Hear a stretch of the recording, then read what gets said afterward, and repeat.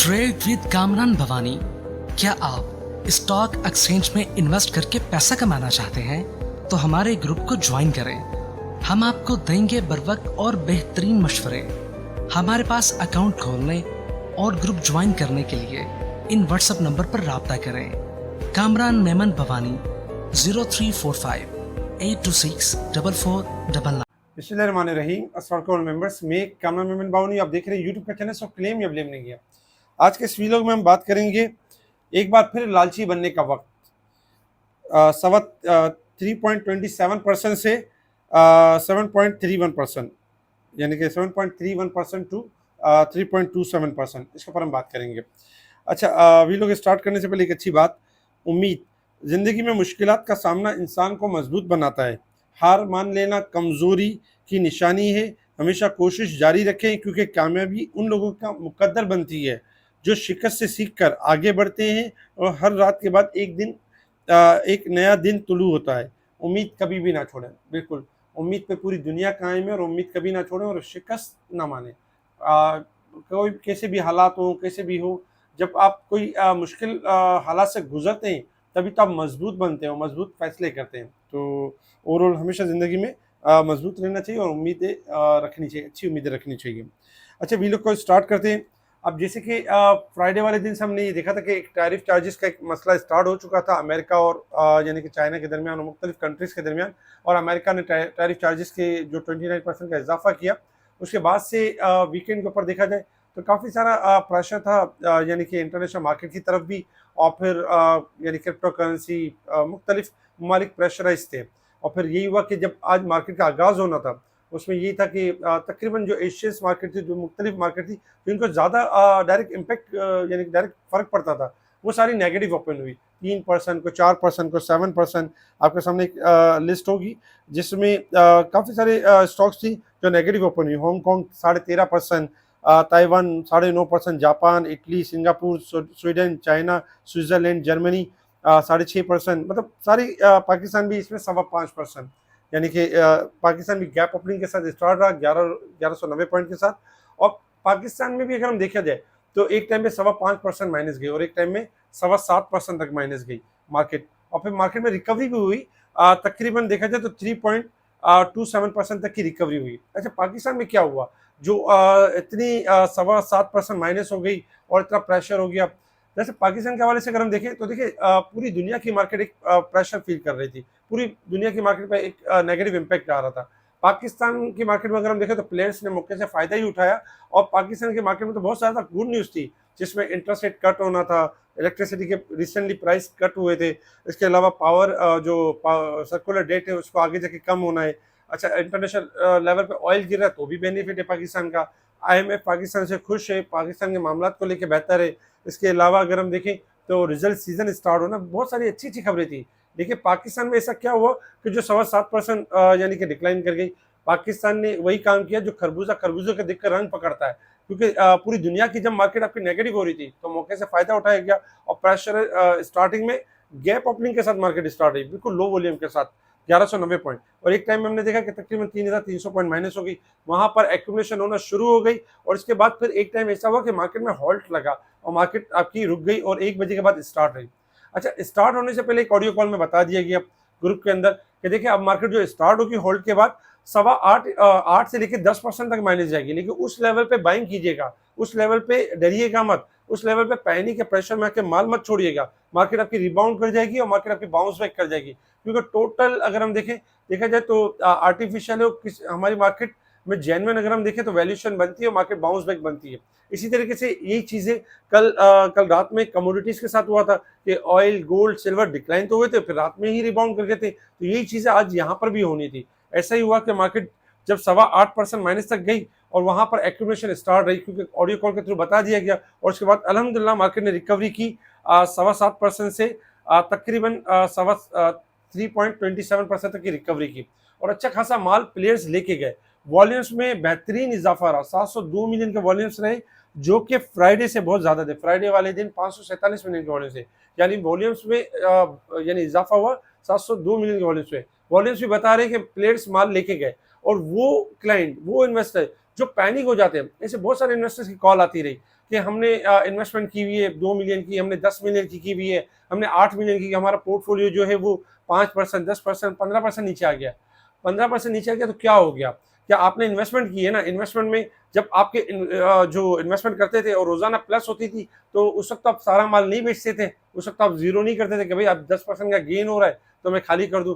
जब माइनस होती थी 5-10% और इस तरह का अगर बबल क्रिएट हुआ है, ऐसे में अगर आप पैनिक करके सेल करेंगे तो वही आपके साथ होगा कि मैं जब बेचता हूं तो बढ़ जाती है मार्केट और मैं जब खरीदता हूं तो गिर जाती है मार्केट। वैसा वाला सीन होगा आपके साथ। तो इन्वेस्टर को चाहिए था कि ऐसे मौके पे समझदारी का मुजाहिरा करें और अपने जो कैश अवेलेबल हो ऐसे लेवल पे अच्छे अच्छे स्टॉक्स चुने, ऐसे मौके पे लालची बने।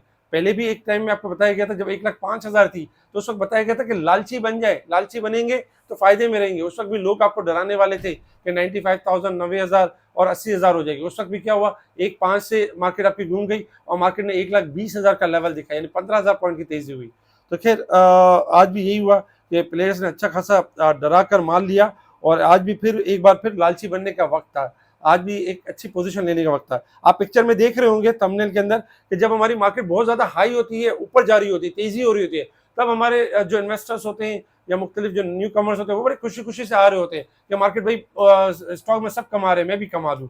और जब हमारी मार्केट जिस वक्त लेने का टाइम होता है लोअर साइड पर होती है और उस वक्त बेचने का टाइम नहीं होता है, उस वक्त हमारी पब्लिक जो है पैनिक होकर लोअर साइड पर सेल करे। उस वक्त बड़े जो प्लेयर्स होते हैं वो खुशी खुशी आपका माल ले रहे होते हैं। तो हमेशा याद रखें, इन्वेस्टर्स बने और पैनिक या प्रेशर में आके माल सेल ना करें, क्योंकि इससे यही होता है कि नुकसान होता है और चीज़ें बढ़ जाती हैं।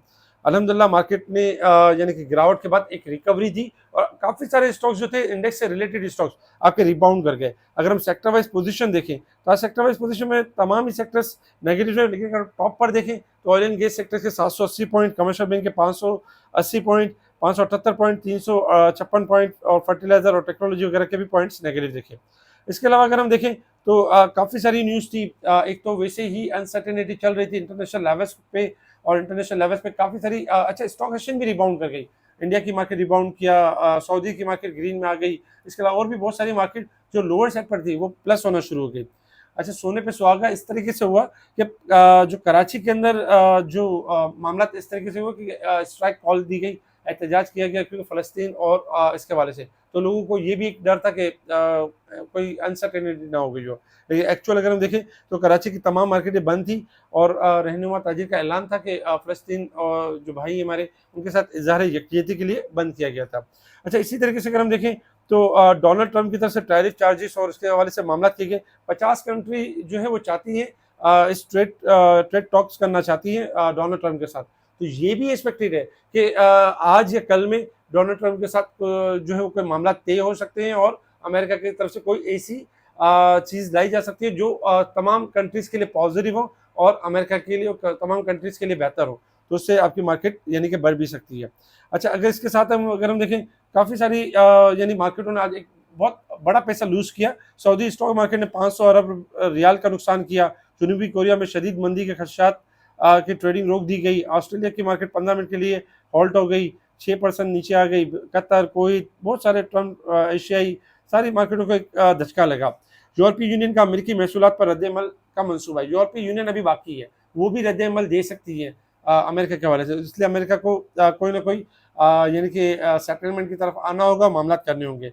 मार्केट में मंदी के खदशे के पेश नज़र स्पॉट गोल्ड के प्राइसेस भी 3 हफ्ते की कम तरीन सतह पर आ गए और ट्रंप के टैरिफ यानी कि चार्ट ऑफ डेथ ने वॉल स्ट्रीट को तल्ख हकीकत का सामना कर दी। वॉल स्ट्रीट भी अच्छी खासी डिक्लाइन हुई।